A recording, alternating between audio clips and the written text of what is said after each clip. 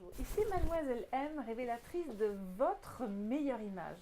Nous voici dans l'épisode numéro 2 de Goldange. Donc si vous n'avez pas suivi la première vidéo où j'interviewe Isabelle alias Goldange sur la confiance en soi, eh bien je vous invite à aller regarder cette vidéo. À présent, nous sommes dans là où tout se passe au niveau de la création de Goldange, puisque nous sommes dans l'atelier d'Isabelle. Bonjour Isabelle. Bonjour Myriam. Alors Isabelle, j'aimerais bien que tu nous parles de la genèse d'un vêtement. Comment s'est passée la création de cette robe et de ce gilet par exemple, ou de ta blouse, ou de ce fameux manteau qui est en cours de création? Si on prend ta robe, elle correspond à cette volonté de toujours imprimer un rythme ou quelque chose dans un tissu. Là, ce sont des petites pastilles qui sont superposées. Ça peut être un plissé, ça peut être des nervures, ça peut être... J'aime bien rajouter des fois quelque chose pour créer des volumes différents, créer un regard qui se pose. Typiquement là, quand tu marches, il a ce petit côté un peu années 20, quand on marche, qui bouge, que j'aime beaucoup. Donc, un tissu peut être structuré comme celui que j'ai pour mon manteau. Alors, pour parler un peu du processus de création d'un modèle dans le cadre d'ici l'atelier, on va prendre le tout dernier modèle qui est parti d'un tissu que j'ai acheté à Londres, qui est un gros pied de coq, assez audacieux quand même, mais qui était un coup de cœur pour moi. Il est avec du noir, du rose et du blanc. Et j'ai choisi de faire un manteau très cocooning. J'aime cette idée de pouvoir s'emballer. Il y a quelque chose d'intime, il y a quelque chose de protecteur dans un manteau comme ça. Et voilà, donc Ilenia est en train de terminer ce manteau. Qui est constitué de manches avec des revers, avec deux grandes poches. Il y a quelque chose que j'aime généreux dans le manteau, dans son impression. Et l'idée, c'était d'être au plus simple possible quand même dans la coupe. Donc, il y a un col qu'on peut relever, il y a des mains qu'on peut glisser dans des grandes poches, qu'on peut même presque utiliser comme sac. D'accord. J'exagère à peine. Comment, Isabelle, comment se passe l'expérience client, je dirais, d'une personne qui passe la porte de Goldange? Alors, il y a la cliente qui a l'habitude de passer la porte et qui vient dans l'idée de découvrir des nouvelles pièces ou qui vient avec une demande particulière. Donc, si ma cliente vient avec une demande particulière, on va regarder, style un manteau, les modèles que je peux proposer, les modèles que j'ai en exposition et les autres, toutes les déclinaisons et possibilités qu'on peut avoir à travers un autre coloris, un détail de manches différentes, de col, de poche. Donc, c'est comme au restaurant. On a la carte et le menu. Et la carte permet véritablement de pouvoir composer des choses en fonction de ses propres besoins, toujours avec le conseil que je peux apporter. Et puis, il y a la cliente qui rentre pour la première fois chez Goldange. Soit elle rentre par hasard, soit on lui a parlé de nous. Et puis, quand elle vient chez moi, eh bien, elle peut être peut-être un petit peu surprise du mode de fonctionnement, mais très vite, elles ont tendance à adhérer parce qu'on n'est pas juste dans l'achat d'un vêtement. On est dans une expérience, on est dans un partage, on prend le temps, on écoute les clientes. Et pour moi, la création, comme je l'ai dit tout à l'heure, mais j'ai vraiment besoin de le souligner, la création ne peut pas être indépendante d'une femme. C'est la silhouette de la femme, c'est son mode de vie qui fait qu'un vêtement prend tout son sens sur la personne. D'accord. Donc, en fait, quelque chose d'entièrement sur mesure, d'entièrement personnalisé. Alors quelque chose de personnalisé, quelque chose de sur mesure, mais on peut avoir une cliente qui rentre en boutique, qui dit j'aimerais cette chemise, j'aimerais cette veste, j'aimerais ce manteau. D'accord. Mais parle-nous peut-être, Isabelle, là, j'ai montré à la caméra tous ces boutons, tous ces tissus, etc. Comment choisis-tu tes tissus?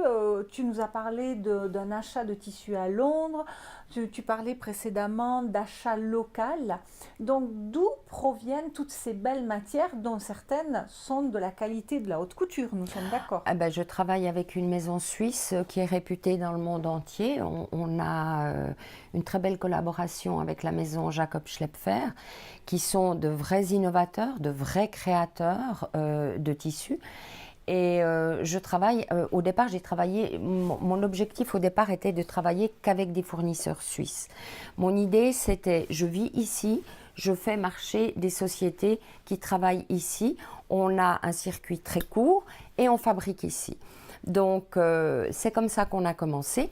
Après, le paysage du textile suisse s'est réduit, donc j'ai commencé à acheter ou en Italie, en France, en Angleterre. Voilà un petit peu mes sources.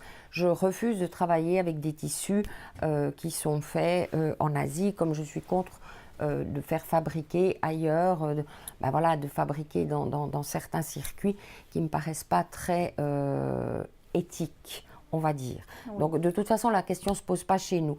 Mais un tissu, il est choisi en fonction, il est évident qu'un cachemire marine, noir pour l'hiver, c'est toujours une belle émotion, mais c'est quelque chose qu'on connaît, c'est un basique, c'est un essentiel et on le travaille toujours avec la même volonté d'arriver. Il y a toujours cette quête du vêtement, entre guillemets, parfait, qui va correspondre totalement aux besoins de la cliente, à sa silhouette et qui va l'accompagner. Elle va se sentir en confiance. Et puis, il y a la partie dans les imprimés ou dans des choses un peu spéciales, il y a la partie émotionnelle, il y a la partie... Et de ce côté-là, je dois dire qu'après toutes ces années, je suis restée dans l'âme la même, c'est-à-dire un enthousiasme, un bonheur... parce que c'est un support extraordinaire pour moi de création. J'aime toucher les matières, j'aime comme tombent les tissus et c'est vraiment un univers dans lequel je n'arrive pas à avoir une quelconque... Non, mais une lassitude, une faim, une espèce de côté un peu blasé. Je suis...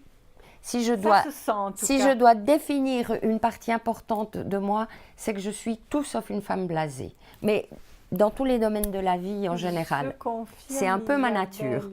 Et j'aimerais pouvoir parler moi aussi de mon expérience avec toi depuis ces longues années.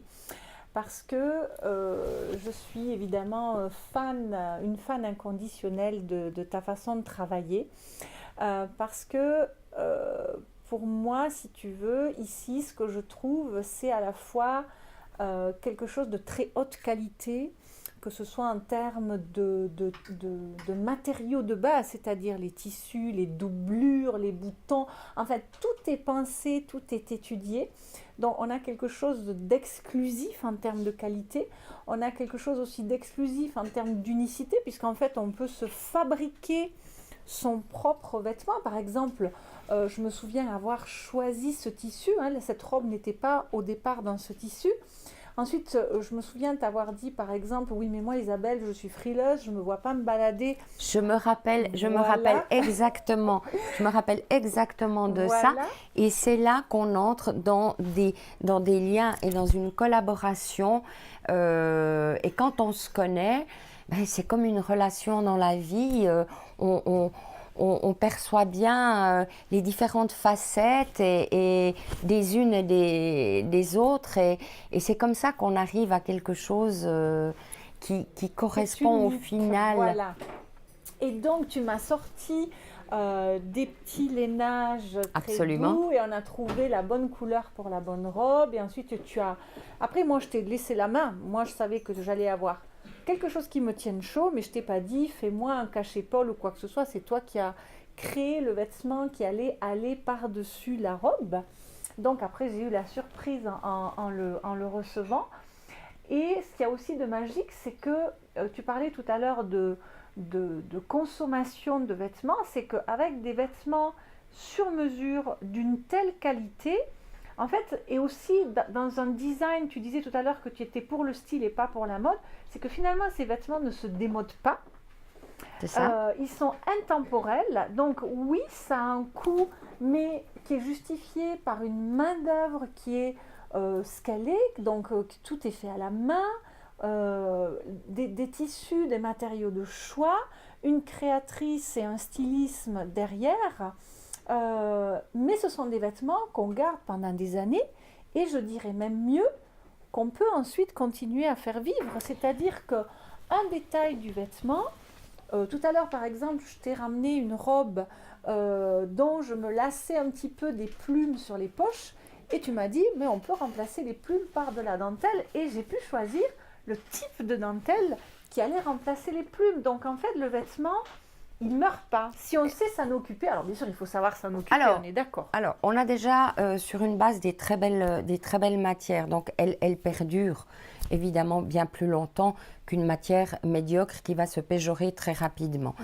De plus, ce que nous avons, qui est un vrai grand plus, c'est-à-dire qu'en couture industrielle, nous avons des marges de couture de quelques millimètres. Ce qui veut dire que pour une femme qui va évoluer dans sa silhouette, le vêtement, elle peut l'oublier ou alors elle fait un régime.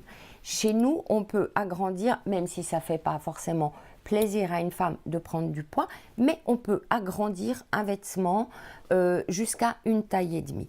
On peut renouer avec le vêtement en insérant des nouveaux détails sur une nouvelle saison, de lui redonner quelque part quelque chose qui est de nouveau, un peu plus nouveau, tout en ayant gardé la base du vêtement. Donc ça, c'est très agréable. Après, tu as dit une chose importante, tu dis, j'ai choisi le tissu pour mon cache-épaule, mais je t'ai laissé faire. Alors, ce qu'il faut que les personnes qui nous écoutent comprennent, c'est que tout ça n'est pas le fruit du hasard. Tout ça, ce sont des choses ressenties et partagées. Alors, ça peut se faire parfois lors d'un premier contact avec une nouvelle cliente où elle se sent à sa place, au bon endroit, avec les bonnes personnes. Ou, pour d'autres personnes, il va falloir un peu plus de temps pour se dire « Ok, je peux lui faire confiance ». Notre relation à nous fait qu'on se connaît depuis des années et que c'est une chance de pouvoir partager ces choses-là parce que ça me donne la possibilité de dire « Voilà, je sais ce qu'elle a besoin, j'ai pris compte de ses besoins et à travers mes idées, je lis les deux choses et on arrive à un résultat où tu as au final une pièce que tu n'avais pas imaginée comme ça, mais qui correspond à tes besoins. Ce qui veut dire qu'il y a de l'écoute de part et d'autre et c'est quelque chose qui me paraît fondamental. Super, Isa. Merci. Est-ce que tu as quelque chose d'autre à rajouter sur ta façon de travailler, de concevoir la mode, la femme, le vêtement? Enfin, te connaissant, je sais que tu pourrais parler pendant des heures. C'est ça le problème. Mais je vais essayer d'être brève. Moi, je suis contre l'uniformisation d'un style de femme. Pour moi, un corps mince, un corps rond peut être tout aussi beau. Je trouve que on doit apporter un regard différent et pas être dans cette espèce de standardisation. Finalement, c'est quoi le corps? C'est ce qui nous permet de vivre, c'est ce qui nous permet de bouger et c'est la manière dont on occupe son corps qui en fait aussi la beauté. Il y a des femmes qui sont parfaites au niveau des critères et qui dégagent pas grand-chose. Et il y a des femmes qui sont moins parfaites mais qui ont cette bienveillance, qui ont cette acceptation de pas correspondre au schéma tels qu'ils sont dictés, ces espèces de dictats. Et ça, pour moi, c'est quelque chose d'important. C'est vraiment quelque chose de très important et de remettre les choses essentielles au centre et pas en périphérie. C'est vrai qu'un vêtement chez moi, il a un certain coût. Mais quand vous pensez qu'un jeans est produit en très peu de temps, quelques minutes, 5 minutes, 15 minutes, et qui peuvent se vendre à des prix de fou, ça n'offusque peu de monde. Par contre, d'avoir un savoir-faire, de pouvoir travailler ici en Suisse et de faire des vêtements, on n'est pas en train de payer le top modèle qui vient du bout du monde. On n'est pas en train de payer un marketing. On paye des frais qui sont liés au fonctionnement d'une entreprise. Voilà. Super. Merci Isabelle. Merci Myriam. Donc, je pense qu'on va aller un étage au-dessus. Au mariage. On va aller au mariage pour découvrir un nouvel univers de Gueule d'Ange. D'ailleurs Isabelle, Gueule d'Ange, ça vient d'où ce nom? Alors là aussi, comme d'habitude, tout est une question. Histoire. Tout est une histoire, mais tout est un feeling. Alors évidemment, quand on décide d'ouvrir Gueule d'Ange, le nom n'existe pas encore. On en discute, on recherche et il n'y a rien, il y a aucune accroche. Et un jour, je lis un quotidien et je vois qu'il y a eu un règlement de compte en Sicile entre deux mafieux, dont un qui s'appelle Gueule d'Ange. Et j'ai sorti totalement du contexte, du règlement de compte et tout. Ce mot Gueule d'Ange, c'était ça. Et j'ai compris par la suite pourquoi ce mot et pourquoi il est tellement juste pour moi. Parce que le côté ange, même si on dit que les anges n'ont pas de sexe, ça reste quand même des valeurs dites de féminité, de douceur, de toutes ces choses-là. C'est ce que ça a tendance à véhiculer. Et le mot gueule, ça percute, ça a de l'impact. Et pour moi, une femme, ça doit avoir du caractère, de la force, de la puissance, mais également de la douceur. Et finalement, ces deux liens sont à l'image de la femme telle que je la conçois. Super. Merci Isabelle. Merci. À plus tard. À tout à l'heure. C'était Mademoiselle M, révélatrice de votre meilleure image, en compagnie d'Isabelle Mélis à la boutique Gueule d'Ange de Neuchâtel. Bye bye.